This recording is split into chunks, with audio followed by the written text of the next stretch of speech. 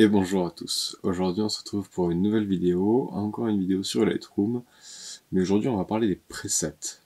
On va parler des presets parce que dans la dernière vidéo, je vous ai offert un preset afin de pouvoir réaliser exactement la même chose plus rapidement, mais après réflexion je me suis rendu compte qu'en fait je ne vous ai jamais dit ce qu'est un preset et je ne vous ai jamais montré comment l'ajouter à Lightroom. Alors oui, c'est vrai, vous pouvez trouver l'information très rapidement et très facilement sur internet, mais au moins comme ça, je vous l'ai montré aussi, et je vais jusqu'au bout des choses.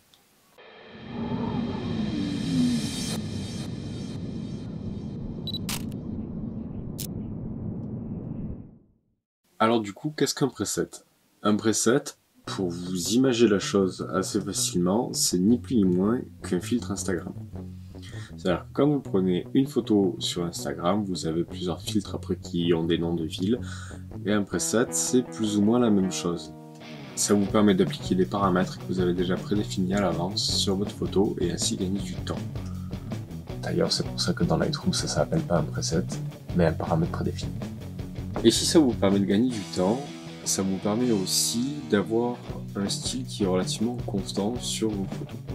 Attention, magie. Donc nous avons la fenêtre Lightroom ici. Pour vos paramètres prédéfinis, vous allez dans l'onglet développement. Et sur le côté gauche, vous avez un onglet qui s'appelle paramètres prédéfinis. Quand vous installez Lightroom, il y a déjà des paramètres qui sont préinstallés, notamment des noirs et blancs, des corrections, du vignettage et plusieurs autres paramètres qui sont plus ou moins bien. Et vous pouvez créer les vôtres ou en ajouter d'autres que vous avez aussi bien téléchargés sur internet gratuitement ou que vous avez acheté auprès de photographes ou d'entreprises. Maintenant qu'on a vu la théorie, on va passer à la pratique et on se retrouve tout de suite sur Lightroom pour voir comment créer, exporter et ajouter un paramètre prédéfini à Lightroom. Dans un premier temps, on va voir comment créer un paramètre prédéfini. Donc je vais retoucher ma photo. On va faire quelque chose un peu grossier assez rapidement. Voilà, on va commencer par là, ça va monter les hautes lumières. Je veux récupérer un petit peu de orange dans les hautes lumières, voilà, comme ceci. On va mettre un petit peu dans les ombres une touche magenta. Voilà, ça me plaît pas trop mal. On va rajouter un tout petit peu de chaleur. Voilà, l'expo c'est bon. Une pointe de contraste, on va baisser un tout petit peu les noirs pour enlever cet effet de brume. Un peu les blancs aussi. On va hop déboucher un chouïa les ombres pour que ce soit un petit peu plus doux. Et les hautes lumières comme ceci. Voilà. Hop. Et on va rajouter ici, par exemple, comme ça, on va rajouter une pointe de bleu.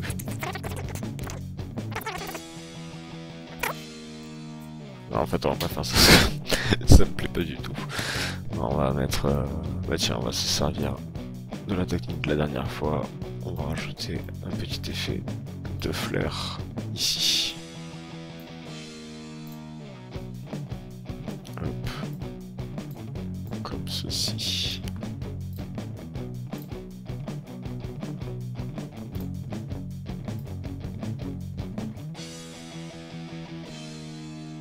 Voilà. Donc là, j'ai retouché ma photo. Et maintenant, ce que je voudrais, c'est un paramètre qui me permette de refaire exactement la même chose. Donc je déroule mes paramètres prédéfinis, je clique ici sur la petite croix, ajouter de nouveaux paramètres prédéfinis. Créer un paramètre prédéfini, je vais créer un nouveau groupe qu'on va appeler chacun photographie, voilà, puisque c'est juste pour le test. Et celui-là, je vais l'appeler YouTube, par exemple. Et maintenant, je vais sélectionner ce que je veux ajouter à mon paramètre prédéfini. Donc, traitement et profil, oui, il n'y a pas de souci. La balance des blancs, non, je vais pas la mettre, parce que la balance des blancs, c'est vraiment propre à chaque image. Je vais pas non plus mettre les tonalités simples, ça c'est personnel. Et je vais créer ce paramètre prédéfini. Et maintenant dans ma liste, j'ai bien un groupe qui s'appelle Chacun photographie avec un paramètre qui s'appelle YouTube 1. Et si je vais sur la prochaine image par exemple, je vais revenir à 0 sur l'historique et je vais sur le YouTube 1 et ça me refait exactement la même chose sans me toucher les tonalités. Et de là j'ai juste à refaire un petit peu mes tonalités comme ceci, chauffer légèrement, voilà. Et là j'ai exactement la même chose. Parce que si je vais dans le virage partiel, mon virage partiel c'est bien appliqué dans les hautes lumières et dans les ombres. En effet, j'ai bien mon flair qui apparaît. Voilà. Si je compare avec les deux images, c'est à peu près pareil. Ça doit être un tout petit peu plus chaude. Voilà. On retrouve bien la même chose.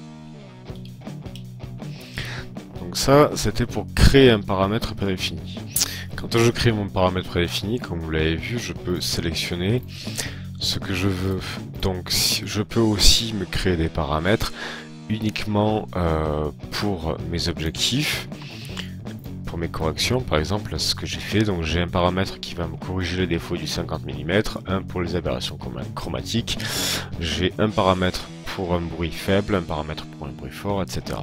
Je me suis créé des paramètres qui agissent uniquement sur la courbe aussi. Et puis j'ai d'autres paramètres comme par exemple les paramètres de portrait qui sont des paramètres beaucoup plus complets. Maintenant qu'on a vu comment créer un paramètre, on va voir comment exporter un paramètre. Donc je reviens sur mon paramètre que j'ai créé tout à l'heure. Pas besoin de l'appliquer.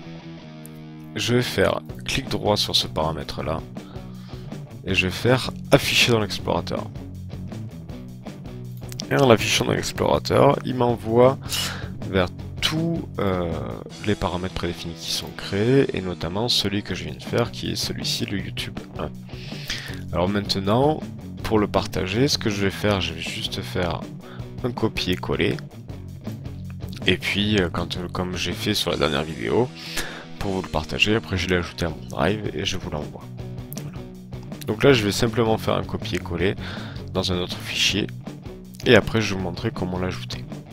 Donc j'ai fait un copier-coller comme je vous l'ai dit. Là, ce que je vais faire pour vous montrer, je vais supprimer ce groupe-là.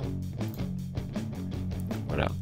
Et maintenant, je vais le rajouter. Donc je vais simplement faire un clic droit et importer. Maintenant, je vais simplement aller chercher le paramètre dans les dossiers. Donc je l'ai mis dans ce dossier-là. Et là, j'ai bien mon YouTube 1 XMP qui apparaît. Je clique dessus. Il l'importe tout seul. Et maintenant, vous voyez, mon groupe Chacun photographie a réapparu avec mon paramètre prédéfini. C'est comme cela que vous pouvez ajouter des paramètres prédéfinis à Lightroom. Bien, c'est terminé pour aujourd'hui. J'espère que cette petite vidéo vous aura plu. On se retrouve dans 15 jours pour de nouvelles aventures, n'est-ce pas? Et puis, comme d'habitude, je vous invite à vous abonner, liker la vidéo si elle vous a plu, la partager, et puis à dans 15 jours. Ah oui, et puis rejoignez-nous sur les réseaux sociaux aussi, surtout sur Instagram. Il s'y passe plein de choses.